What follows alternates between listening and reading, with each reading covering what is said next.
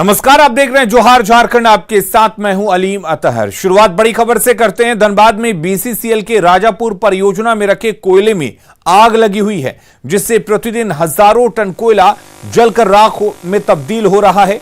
यहां 2 लाख टन से भी अधिक कोयला डंप किया गया है, जिसमें लगी आग से राष्ट्रीय संपत्ति को नुकसान हो रहा है। डेको आउटसोर्सिंग कंपनी तो उत्पादन कर बीसीसीएल से अपना मुनाफा ले रहा है, लेकिन कोयला डिस्पैच नहीं होने से इसमें आग लग गई है। इसे लेकर जनता मजदूर संघ के यूनियन नेता ने बीसीसीएल पर आग बुझाने में लापरवाही बरतने का आरोप लगाया है।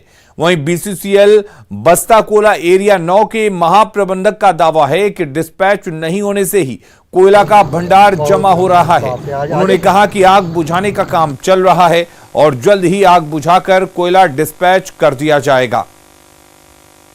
तो देश का नुकसान है, राष्ट्र की संपत्ति का नुकसान है, और इसके लिए तो निश्चित तौर पे एकदम मतलब कि यहाँ मुख्यालय के लोग जो है हर दिन जो है इस पे नज़र रखते हैं।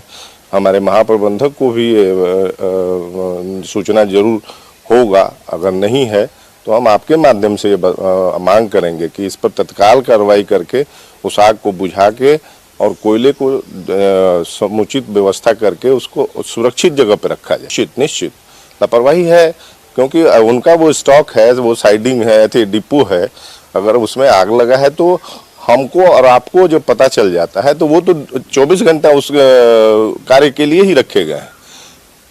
तो वो इसका मतलब वो अपने कार्य में लापरवाही उनकी है। इसी बीच में कोयला का क्वालिटी होता है, अपने दिन ज़्यादा दिन आने तो उसमें फायर पकड़ लेता है। प्लस वहाँ नीचे वो भी गर्म, वो भी है सब जगह में उसमें पड़ने लगा। लेकिन हम लोग देखिएगा, लोगों का अभी पाइपलाइन लेके गया, पंप का पानी डायरेक्ट फैल रहा है।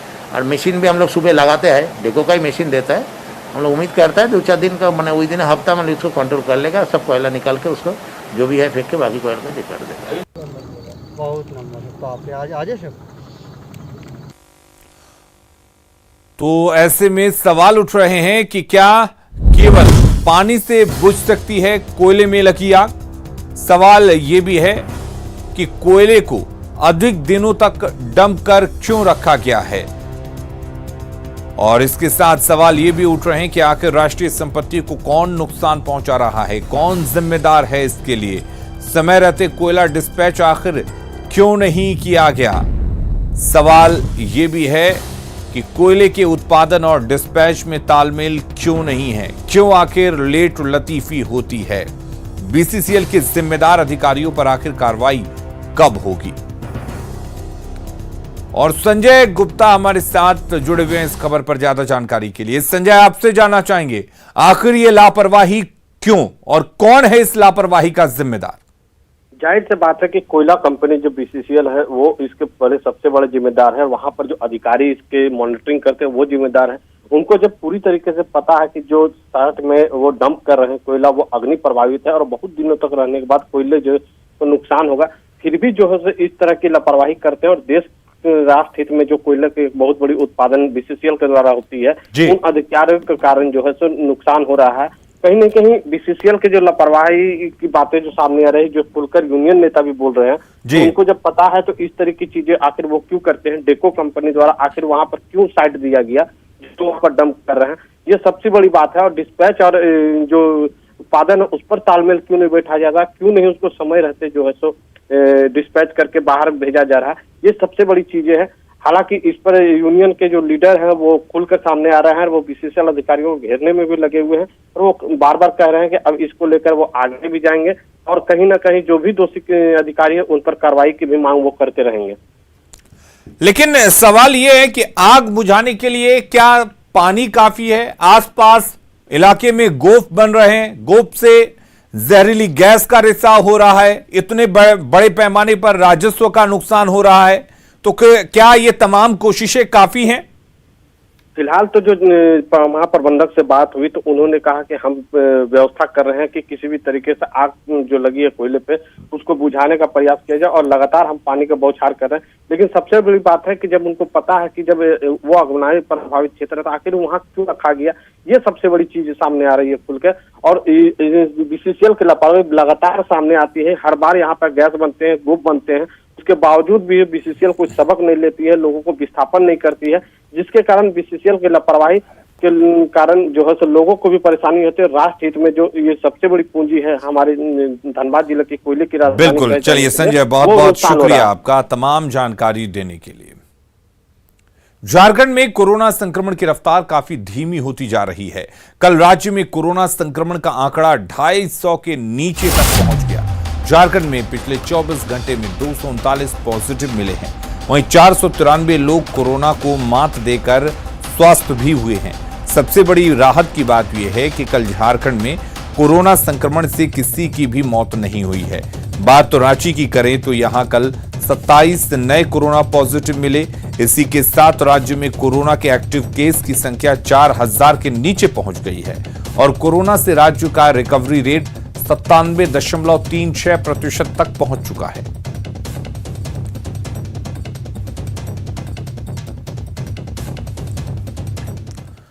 और इधर झारखंड में 38 घंटों के पूर्ण लॉकडाउन का असर दिख रहा है।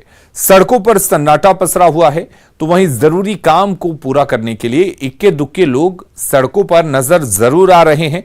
जो लोग सड़कों पर नजर आ रहे हैं उनमें ज्यादातर मेडिकल स्टाफ या फिर अस्पताल जाने की बात कहते नजर आए। रांची में वीकेंड लॉकडाउन का जायजा लिया न्यूज 18 संवाददाता ओम प्रकाश ने। कोरोना संक्रमण के बीच झारखंड में 36 घंटों का लॉकडाउन जो है वो शुरू हो चला है और सड़कों पर इसका साफ तौर से असर भी देखने को मिल रहा है। जो निर्देश है वो दिया गया है और उसी की वजह जो है वो आज सड़कों पर हमें साफ तौर से देखने को मिल रहा है।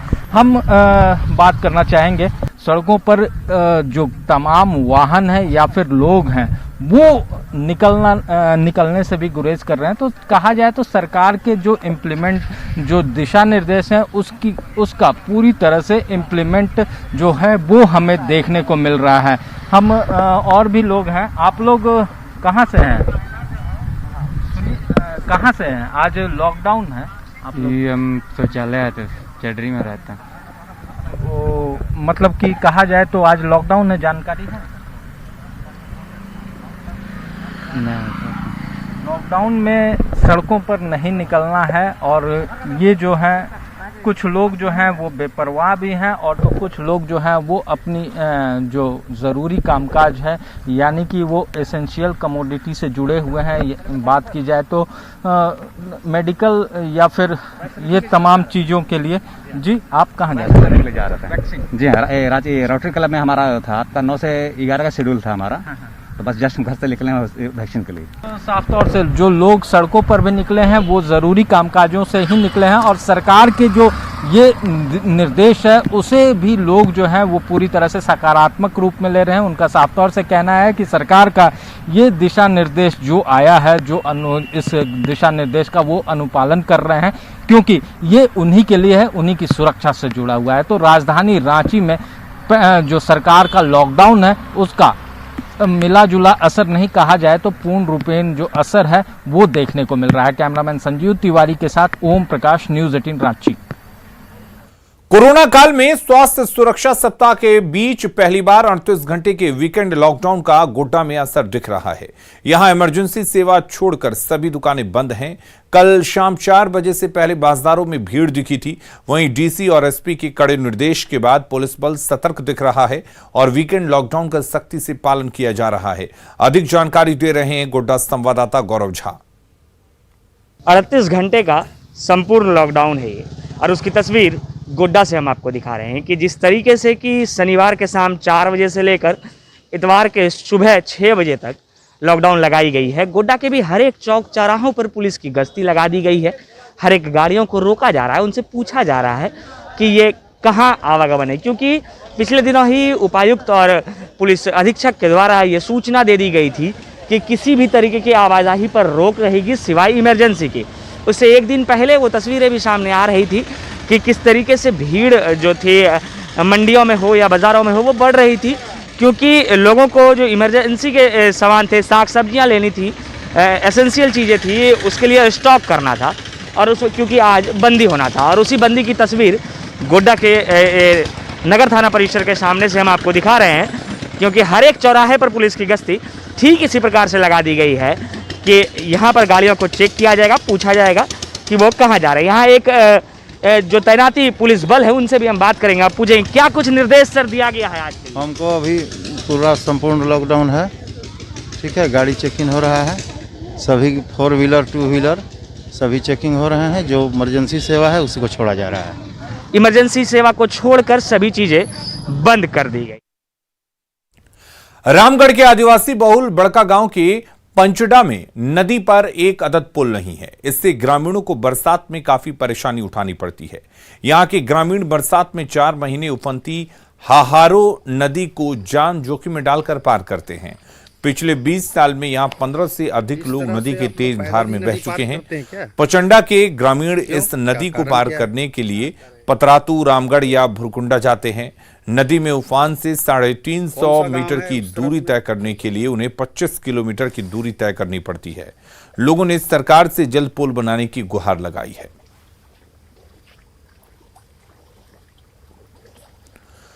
बारिश ने धनबाद नगर निगम की ओर से मानसून को लेकर की गई तैयारियों को पोल खोलकर रख दी है। अभी मानसून ठीक से आया भी नहीं कि सड़कों का हाल नदियों की तरह हो चुका है। घरों में पानी घुस रहा है, जिससे लोग परेशान दिख रहे हैं। वहीं सरकारी ऑफिस भी पानी से घिरा हुआ दिख रहा है। लोग आते हैं, जिसको आने जाने में बहुत कष्ट होता है। नगर निगम की तरफ से कोई व्यवस्था नहीं है। प्रॉपर नाली का सफाई होने से इस तरह का समस्या कभी नहीं होता है, लेकिन ये विगत 1.5-2 साल से इस तरह का समस्या चल रहा है। कष्ट तो यही है कि जिसके पास बाइक है वो चले जा रहे हैं, लेकिन जो पैदल आने वाले आदमी हैं उनको काफ़ी दिक्कत हो रहा है। इसमें स्लिप होकर के देखिए इधर से निकल नहीं रहा, बल्कि उधर से ही बारिश का पानी आ रहा है। यही वजह से हम लोग तो झेलना पड़ता है और पब्लिक को भी बहुत कठिनाई होती है। इसका एक बार शिकायत हम लोग पार्षद जी जो हैं उनके यहाँ भी कहे थे उस वक्त जब वो यहाँ थे टीम में, तो बोले कि हाँ देखते हैं नगर निगम का काम है, लेकिन कोई काम तो आज तक हुआ नहीं है। देखिए आप लोग के माध्यम से अगर कुछ छुटकारा मिल जाए तो हम लोग को राहत मिलेगी। रामगढ़ के पतरातू प्रखंड के कई गांवों के सैकड़ों लोग जान हथेली पर रखकर रेलवे क्रॉसिंग पार करने को मजबूर हैं। यहां भुरकुंडा रेलवे स्टेशन के पास खुली रेलवे क्रॉसिंग है और भदानी नगर ग्लास फैक्ट्री और भुरकुंडा बाजार जाने का ये शॉर्टकट रास्ता है, इसलिए मजबूरी में लोगों को इसे पार करना पड़ता है। इसी जगह पर 8 दिसंबर 2015 में क्रॉसिंग पार करते समय गाड़ी सवार 14 लोगों की हावड़ा भोपाल एक्सप्रेस से टक्कर के बाद मौत हो गई थी। इस जगह से होकर करीब 20 गांव के लोग आना जाना करते हैं। ऐसे में यहां रेल ओवरब्रिज बनाने की मांग ग्रामीण कई सालों से कर रहे हैं, लेकिन अब तक कोई कार्रवाई नहीं हो सकी है।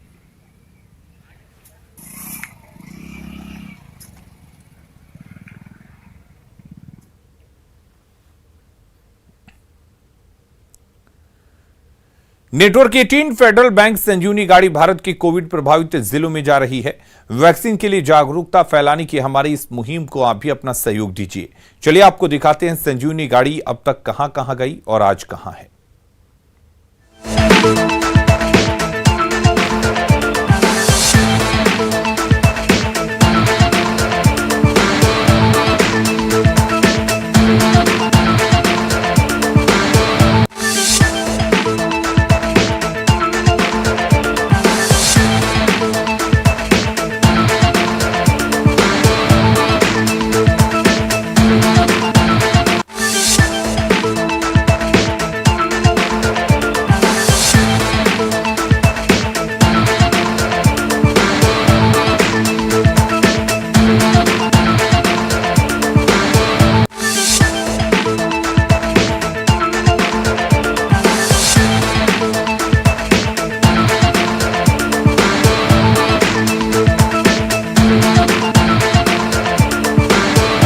जहां हर दिन भारत में लाखों लोग कोविड-19 वैक्सीन लेकर इस महामारी पर जीत हासिल करने की तरफ कदम बढ़ा रहे हैं, वहीं दिव्यांगों और विशेष रूप से सक्षम लोगों को भी वैक्सीन देने की मांग उठ रही है। दिल्ली से सटे गुरुग्राम में इसकी शुरुआत की 15 साल की रूहानी ने, जिन्होंने दिव्यांगों और विशेष रूप से सक्षम लोगों के लिए वैक्सीनेशन कैंप लगाने को लेकर प्रधानमंत्री कार्यालय को एक पत्र लिखा। जल्द ही हरियाणा के स्वास्थ्य विभाग ने सजगता दिखाते हुए एक मॉल के साथ हाथ मिलाया, जिसके बाद शुरू हुई विशेष रूप से सक्षम 100 लोगों को कोरोना के खिलाफ सुरक्षा कवच देने की मुहिम की।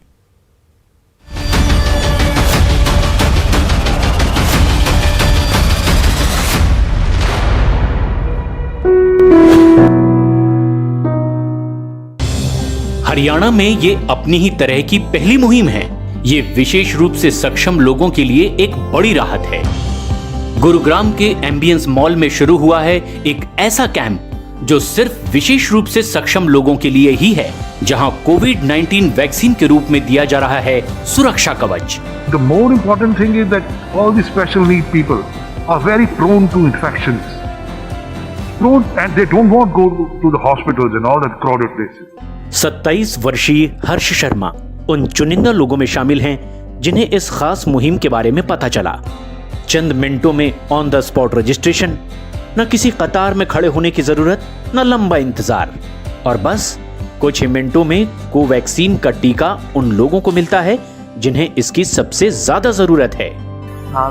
बीमारी से बचने के लिए भारत में 18 साल से ज्यादा उम्र के लोगों को वैक्सीन देने की शुरुआत हो गई है, लेकिन विशेष रूप से सक्षम और दिव्यांगों के लिए ना ही नीति बनाई गई है और ना ही किसी तरह की घोषणा की गई थी।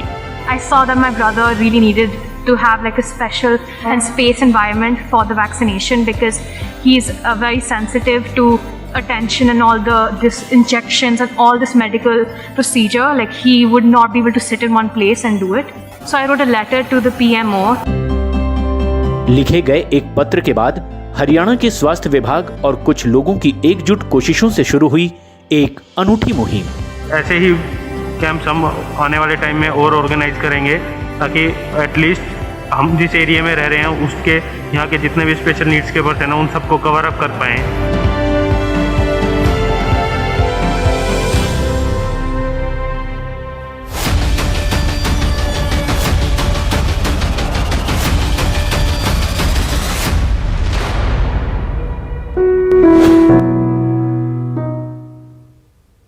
खबरें और भी हैं, जल्द लौटते हैं।